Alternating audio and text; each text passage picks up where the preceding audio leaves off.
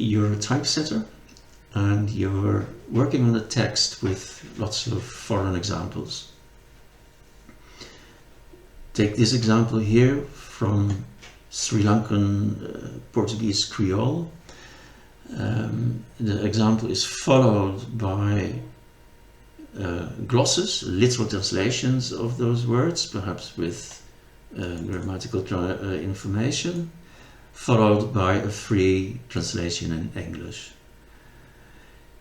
You could line these words up with the glosses in various ways, manually.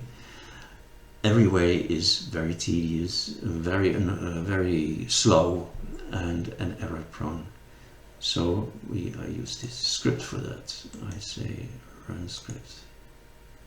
Huge time saver.